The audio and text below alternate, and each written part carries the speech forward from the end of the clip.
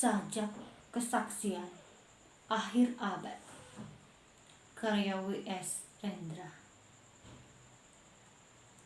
Ratap tangis menerpa pintu kalbuku.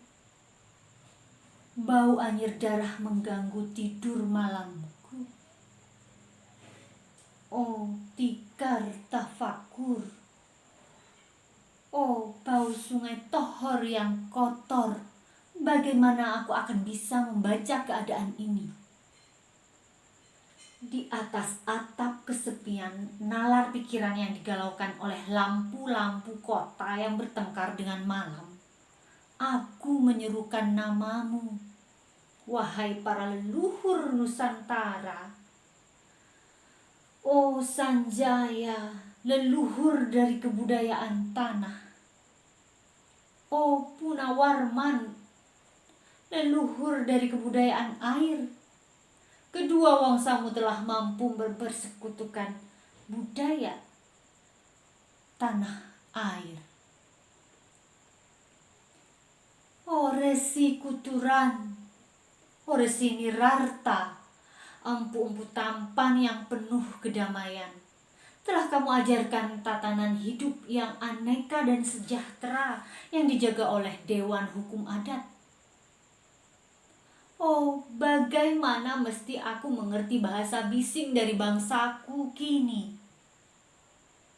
Oh, Kajau Lalido, bintang cemerlang tanah Ugi, negarawan yang pintar dan bijaksana. Telah kamu ajarkan aturan permainan di dalam benturan-benturan keinginan yang berbagai ragam di dalam kehidupan. Ade, bicara, rapang, dan wari. Oh, lihatlah wajah-wajah berdarah dan rahim yang diperkosa muncul dari puing-puing tatanan hidup yang porak-poranda. Kejahatan kasat mata tertawa tanpa pengadilan. Kekuasaan, kekerasan berak dan berdahak di atas bendera kebangsaan. Oh anak cucuku di zaman cybernetik, bagaimana akan kalian baca prasasti dari zaman kami? Apakah kami akan mampu menjadi ilham kesimpulan, ataukah kami justru menjadi sumber masalah dalam kehidupan? Dengan puisi ini aku bersaksi bahwa rakyat Indonesia belum merdeka. Rakyat yang tanpa hak hukum bukanlah rakyat merdeka. Hak hukum yang tidak dilindungi oleh lembaga pengadilan yang mandiri adalah hukum yang ditulis di atas air.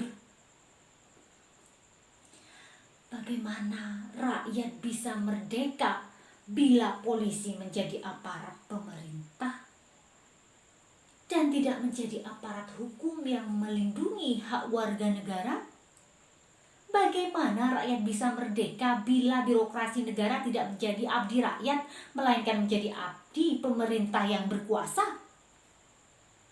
Bagaimana rakyat bisa merdeka bila hak pilih mereka dipasung, tidak boleh memilih secara langsung wakil-wakil mereka di Dewan Perwakilan? Dan juga tidak boleh memilih secara langsung camat mereka, bupati, wali kota, gubernur, dan presiden mereka. Dan partai-partai politik menganggap rakyat hanya abdi partai yang dinamakan masa politik partai atau kaulah partai. Bagaimana rakyat bisa merdeka bila pemerintah melecehkan perdagangan antar daerah dan mengembangkan merkantilisme dengklis sehingga rela menekan kesejahteraan buruh, petani, nelayan, guru, dan serdadu berpangkat rendah?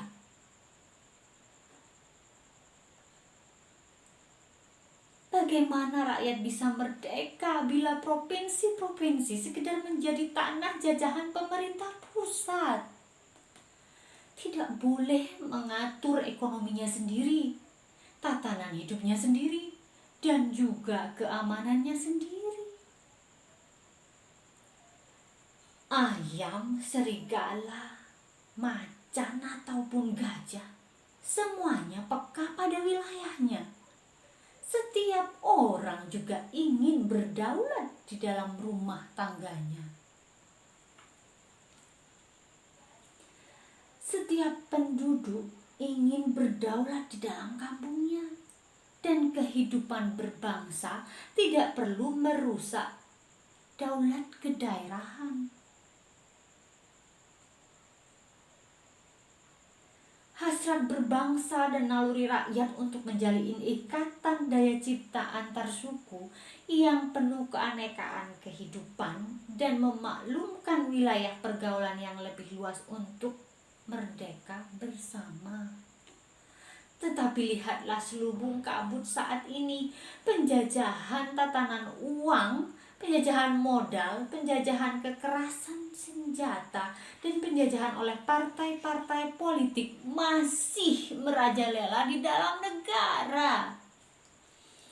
Dengan puisi ini aku bersaksi bahwa sampai saat puisi ini aku tanda tangani, para elit politik yang berkedudukan ataupun yang masih berjalan tidak pernah memperjuangkan sarana-sarana kemerdekaan rakyat.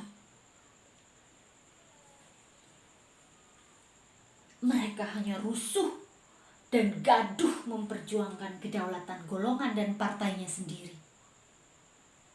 Mereka hanya bergulat untuk posisi sendiri.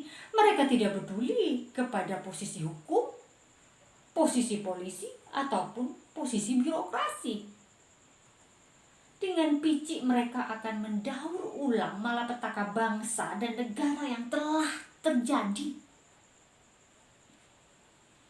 Oh Indonesia, Indonesia, negara yang kehilangan makna. Rakyat sudah dirusak tatanan hidupnya, berarti sudah dirusak dasar peradabannya. Dan akibatnya dirusak pula kemanusiaannya. Maka sekarang negara tinggal menjadi peta. Itu pun peta yang lusuh dan hampir sobek pula. Pendangkalan kehidupan bangsa telah terjadi. Tata nilai rancu, dusta, pencurian, penjajahan, dan kekerasan halal.